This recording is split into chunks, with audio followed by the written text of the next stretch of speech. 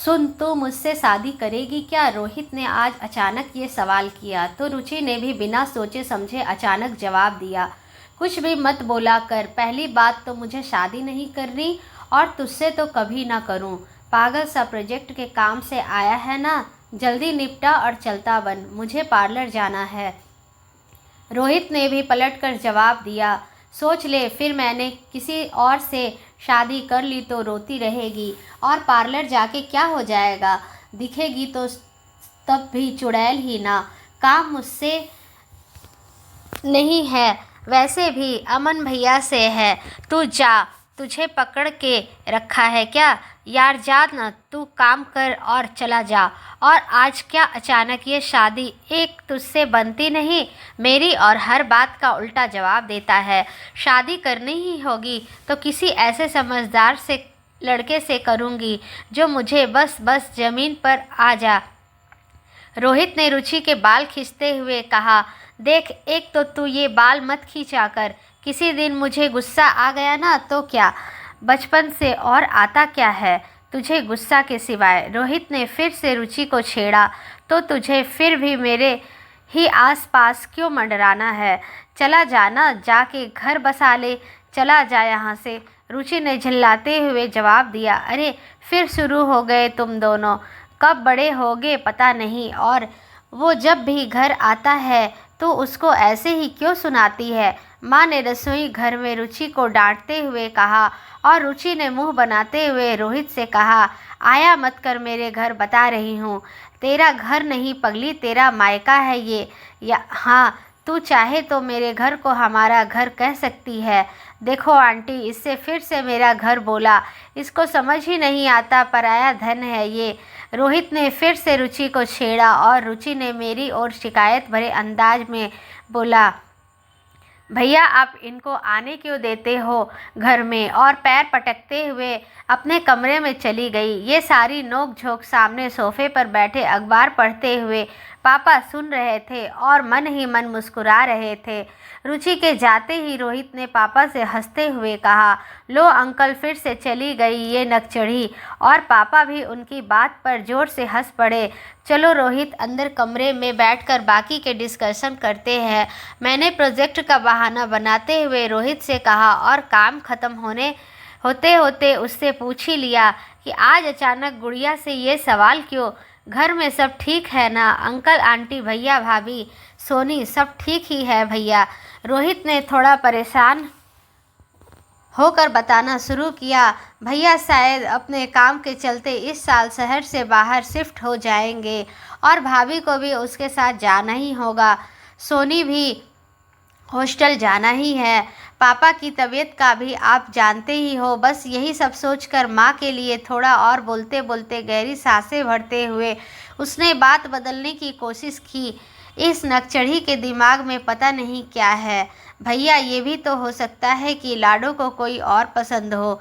श्रुति के कमरे ने आकर मुझे और रोहित को चाय का कप पकड़ाते हुए कहा, नहीं भाभी, ऐसी कोई बात नहीं, वो नकचढ़ी मुझसे छुपा ले तो मर न जाएगी पेट दर्द से। अब तक रोहित ने श्रुति की बात को नकारते हुए कहा, हाँ जी भैया, लेकिन हमारी लाडो कुछ बातें मन में दबा लेती है, जानते हैं ना आप। और फिर अरे बस श्रुति, क्या तुम भी बिना सोचे बोल रही हो? इन दोनों की नोक-झोंक में बचपन से एक दूसरे के लिए बेहद अपनापन है और 2 साल से तो तुम भी देख ही रही हो ना दोनों को साथ। और ऐसी कोई बात गुड़िया तुमसे भी नहीं छुपाएगी ना? मैंने श्रुति को रोकते हुए कहा। लेकिन भैया, श्रुति भाभी की इस बात से मैं सहमत हूँ कि वो बहुत सी बातें अपने मन में छुपा लेती है। रोहित ने थोड़ा दुखी होते हुए कहा, अच्छा तो आज मैं खुद ही उससे पूछ लेता हूँ साफ साफ, वो मुझसे कभी झूठ नहीं बोलती। मैंने रोहित का हाथ पकड़ते हुए कहा, ठीक है भैया, बाकी की प्रेजेंटेशन मैं घर पर रेडी कर लूँगा। इतना कहकर रोहित ने बैग उठाया और बाहर निकलते हुए माँ पापा को प्रणाम कर चला गया। आज रुचि जब से कमरे में गई तब से बाहर नहीं आई। न पार्लर गई, न टीवी शोज, न भाभी से मस्ती, न पापा से कोई जिद। ना माँ से कोई फरमाइश। तो शाम होते होते मैं खुद उसके कमरे में जा पहुँचा। जाकर देखा तो गुड़िया रानी बेड पर लेटी हुई छत को एकटक देखी जा रही थी और आज राजकुमारी की मिजाज बिल्कुल बदले हुए है। मैंने हमेशा की तरह उसे छेड़ते हुए कहा और अचानक बेड से उठकर मेरे गले आ लगी और ज़ोर ज़ोर से रोने लगी, मानो मैंने उसकी किसी ऐसी बात को पकड़ लिया हो जिसे वो खुद से भी छुपा रही थी।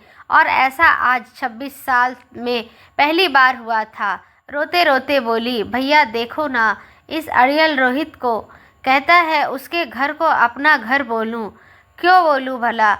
मेरा घर है ये और हमेशा यही रहेगा। शादी के बाद भी मैं इसे ही अपना घर कहूँगी। हाँ गुड़िया, यही तेरा घर है और रहेगा। और इसी बात पर मैंने मौका देखते ही पूछ लिया, शादी तो करनी है ना तुझे उससे? हाँ भैया करनी है उसी से, लेकिन घर मेरा यही रहेगा। आप उसको समझा दो। फिर से रोते हुए बोली, मुझे बचपन से जानना है ये फिर भी पंगे लेगा। मैं अभी मम्मी पापा के पास जाकर इसकी शिकायत लगा आऊँगी। रुचि ने अचानक से अपने आंसू पोंछते हुए कहा। मैंने उसको रोक कर कहा, लेकिन गुड़िया माँ तो तुझे ही डांट देती है और पापा भी हंस देते हैं। तो फिर ओह भैया, मैं माँ पापा की नहीं, रोहित के मम्मी पापा की बात कर रही हूँ। वो हमेशा मेरा सपोर्ट करते हैं। उनके घर में उससे ज़्यादा मेरी चलती है, पता है ना आपको। अभी एक फ़ोन घुमाने की देर है, बस उसका सारा एटीट्यूड निकल जाना है। तो फिर लाडो आगे ऐसे क्यों बोली कि तुम उससे शादी की बात पर? श्रुति ने रुचि को छेड़ते हुए दहलीज पर खड़े खड़े कहा, अरे भाभी पहले तो अंदर आओ, माँ सुनेगी तो फिर उसकी साइड लेके कुछ बोलेगी। और ऐसे अचानक बोलता है शादी करेगी क्या? तो क्या बोलती उनको कि क्या हाँ करूँगी? आया बड़ा, उस पर भी इतना एटीट्यूड और अपना पेट डायलॉग। ऐसा ही हूँ मैं, तो बोला ही नहीं। आज और हिम्मत देखी ही, मेरे घर की घर आकर मेरे ही सामने मुझे ही पराया धन बोल गया। बताओ अच्छा गुड़िया, और तू जो अभी उसके घर फ़ोन करने की धमकी दे रही थी उसका क्या? मैंने रुचि के कान खींचते हुए कहा। और आज अचानक लगा कि मेरी गुड़िया दुल्हन बन के चली जाएगी तो सच में ये घर मायका बन जाएगा। रोहित ने रात होते होते प्रेजेंटेशन के लिए मुझे कॉल किया और कॉल कट करते हुए बोला, भैया आपने बात की क्या रुचि से? अरे आज नकचढ़ी से रुचि, आज आपके भी मिजाज बदल गए शर्मा जी। मैंने रोहित को थोड़ा छेड़ते हुए कहा। और हाँ, बात कर ली है। सोच रहा हूँ कल परसों मैं पापा से बोलूँ कि अंकल से बात कर ले। और क्या करनी है, डायरेक्ट शादी की डेट निकलवाते हैं। माँ पापा अंकल आंटी तो वैसे भी बस तुम दोनों की मर्जी के इंतज़ार में है। अरे भैया, इस नकचढ़ी ने हाँ कर दी, मतलब इसका एटीट्यूड मेरे सामने ख़त्म नहीं होने वाला। रोहित ने हंसते हुए कहा। बस फिर कुछ ही दिनों में शुरू हुआ सिलसिला सगाई से लेकर विदाई तक का। सब कुछ बदल रहा, लेकिन इन दोनों की नोक झोंक नहीं। और देखते ही देखते 6 महीने के अंदर मेरी गुड़िया बन रुचि रोहित शर्मा। शादी को 1 महीना बीत गया और रोहित रुचि फिर एक बार घर आए थे। रोहित ने भैया भाभी को भी शहर से बाहर शिफ्ट होना था, सोनी को भी हॉस्टल लौटना था और इसी सब ने हमारी गुड़िया भी कोशिशें कर रही थी अपना घर संभालने की। कुछ दिनों बाद रुचि और रोहित घर आए तो सबने मिलने के बाद गुड़िया बिल्कुल शांत सी मेहमान सी बनकर सोफे पर बैठ गई और चारों तरफ नज़रें दौड़ाने लगी। क्या हुआ लाडो, आज अपने ही घर को बड़े गौर से देख रही हो? श्रुति ने रुचि के कंधे पर हाथ रखते हुए पूछा। अरे भाभी, आज बड़े दिन बाद देख रही हूँ ना, तो सोच रही हूँ यहाँ की दीवारों पर हमारे घर से ज़्यादा डार्क पेंट है और मुझे लाइट शेड देखने की आदत हो गई है। थोड़ा सा अलग लगा मुझे। लाइट शेड देखने की आदत हो गई है ना, तो थोड़ा सा अलग लगा। और श्रुति का हाथ पकड़कर रसोई में चली गई और बर्तन टटोलते हुए बोली, क्या बनाया है, कुछ अच्छा सा बना के हमारे लिए भी रख देना, शाम में लेती हुई जाऊंगी। क्यों, तुम आज नहीं यहाँ नहीं रुकोगी क्या अपने घर? रोहित ने अभी भी उसे छेड़ना कहाँ छोड़ा था।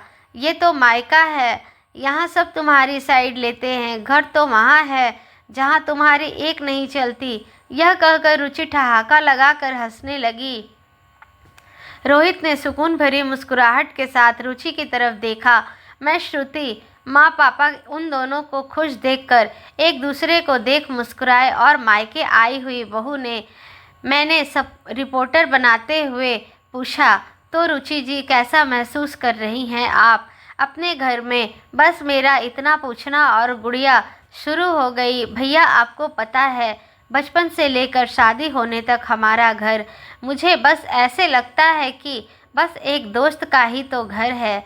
वैसे तो मम्मी पापा हमेशा से इस रोहित से ज़्यादा मुझे प्यार करते आए हैं, लेकिन अब तो ये नाम लेना कब छोड़ेगी? उनका पति है वो, अब तेरे कभी अपनी भाभी को सुना है ऐसे नाम लेते हुए? माँ ने रुचि को बीच में टोकते हुए कहा।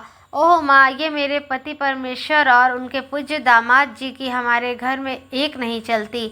इनको आप लोग ही बिठा के रखो सातवें आसमान पर। रुचि ने रोहित की ओर मुंह बनाते हुए कहा और यह सब ये सुनकर जोर से हंस पड़े।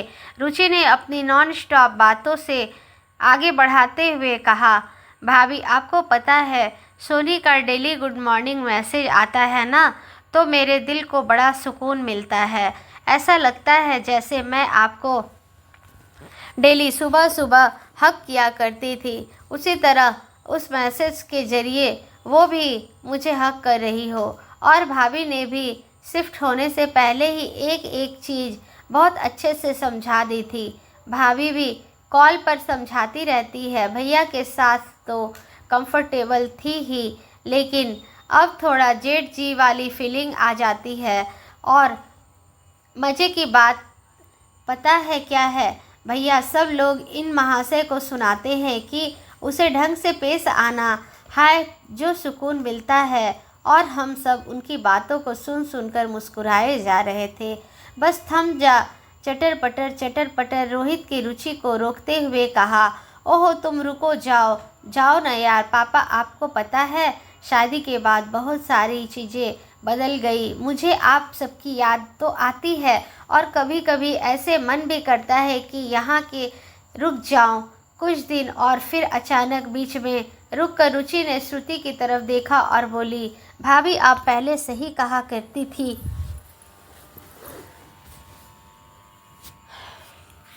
कि मायके में रुकने का मन तो करता है, लेकिन अपने घर से जाने का मन नहीं करता। और तब मैं सोचती थी कि मैं तो यहाँ आकर महीनों रुका करूँगी, लेकिन नहीं।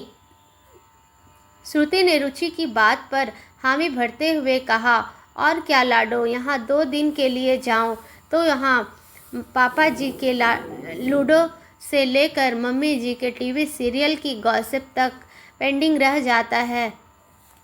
और अब तुम्हारे काम भी तो मुझसे करने पड़ते हैं।